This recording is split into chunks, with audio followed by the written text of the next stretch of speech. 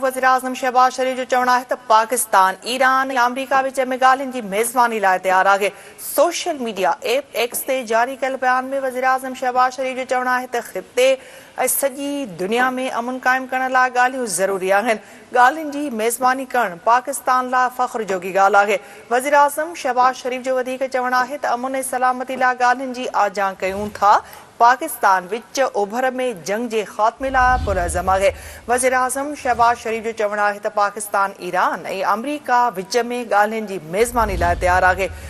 ख़बर खान नाज़रीन खे अपडेट कंदा पिया हलूं। वज़ीर आज़म शहबाज शरीफ जो चवणु आहे त पाकिस्तान ईरान ऐं अमरीका विच में ॻाल्हियुनि जी मेज़बानी लाइ तयारु आहे। सोशल मीडिया ऐप एक्स ते जारी कयल बयान में वज़ीर आज़म शहबाज शरीफ जो चवणु आहे त ख़िते ऐं सॼी दुनिया में अमन क़ाइमु करण लाइ ॻाल्हियूं ज़रूरी आहिनि। ॻाल्हियुनि जी मेज़बानी करणु पाकिस्तान लाइ फ़ख्र जोगी ॻाल्हि आहे। वज़ीर आज़म जो वधीक चवणु आहे त अमन ऐं सलामती लाइ ॻाल्हियुनि जी आजां कयूं था।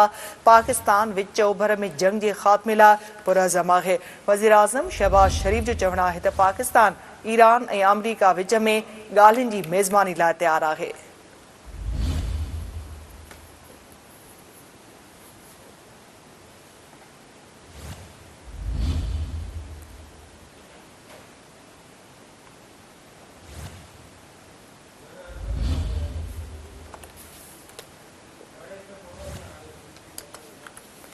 वज़ीर आज़म शहबाज शरीफ जो चवणु आहे त पाकिस्तान ईरान ऐं अमरीका विच में ॻाल्हियुनि जी मेज़बानी लाइ तयारु आहे। हीअ अहम ख़बर नाज़रीन खे ॾियूं पिया। वज़ीर आज़म शहबाज शरीफ जो चवणु आहे त पाकिस्तान ईरान ऐं अमरीका विच में ॻाल्हियुनि जी मेज़बानी लाइ तयारु आहे। सोशल मीडिया ऐप एक्स ते जारी कयल बयान में वज़ीर आज़म शहबाज शरीफ जो चवणु आहे त ख़िते ऐं सॼी दुनिया में अमन क़ाइमु करण लाइ ॻाल्हियूं ज़रूरी आहिनि। ॻाल्हियुनि जी मेज़बानी करणु पाकिस्तान लाइ फ़ख्र जोगी ॻाल्हि आहे। वज़ीर आज़म जो वधीक चवणु आहे त अमन ऐं सलामती लाइ ॻाल्हियुनि जी आजां कयूं था। पाकिस्तान विच ओभर में जंग जे ख़ात्मे लाइ पुरअज़म आहे।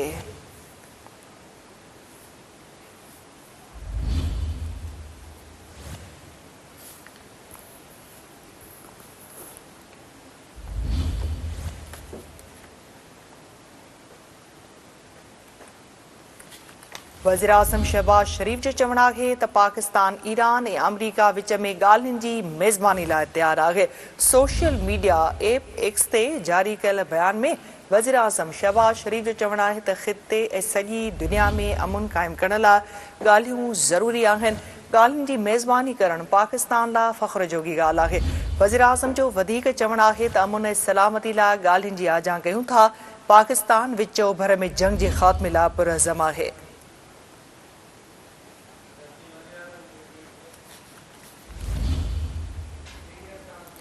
वज़ीर आज़म शहबाज शरीफ जो चवणु आहे त पाकिस्तान ईरान ऐं अमरीका विच में ॻाल्हियुनि जी मेज़बानी लाइ तयारु आहे। सोशल मीडिया ऐप एक्स ते जारी कयल बयान में वज़ीर आज़म जो चवणु आहे त ख़िते सॼी दुनिया में अमन क़ाइमु करण लाइ ॻाल्हियूं ज़रूरी आहिनि। वधीक अपडेट्स लाइ असां राब्तो कयो आहे इस्लामाबाद में सीनियर सहाफ़ी ऐं तजज़िया निगार सिद्दीक़ साजिद सां। सिद्दीक़ साहब, इस हवाले से मज़ीद क्या अपडेट देंगे आप हमें? जी निदा, बिल्कुल ये एक अहम पेशकश वज़ीर आज़म शहबाज शरीफ की जानब से की गई है। आज सारा दिन उनकी ज़ेर सदारत एक बड़ा अहम इजलास हुआ जिसमें अस्करी क़यादत भी मौजूद थी। और उस इजलास के बाद अब से थोड़ी देर पहले तो वज़ीर आज़म ने एक जो है वो ट्वीट किया है और उसमें उन्होंने ये कहा है कि पाकिस्तान मशरक़ वस्ता में जंग के खात्मे के लिए मुज़ाकरात की हिमायत करता है और अमेरिका और ईरान की रजामंदी से पाकिस्तान मुज़ाकरात की मेज़बानी करने के लिए भी तैयार है और पाकिस्तान खित्ते में अमन व इस्तेहकाम के लिए भी अपना किरदार अदा करने को तैयार है। जंग के खात्मे के लिए बामानी और नतीजा खेज मुज़ाकरात ज़रूरी है और पाकिस्तान जामे हल के लिए मुज़ाकरात की सूरतकारी को अपने लिए एजाज़ समझेगा। तो वज़ीर आज़म शहबाज शरीफ की जानब से मशरक़ वस्ता में अमन के लिए ईरान और अमरीका को बाज़ाब्ता तौर पर साज़ी की पेशकश जो है वो की गई है। जी बहुत शुक्रिया सिद्दीक़ साहब अपडेट करने के लिए।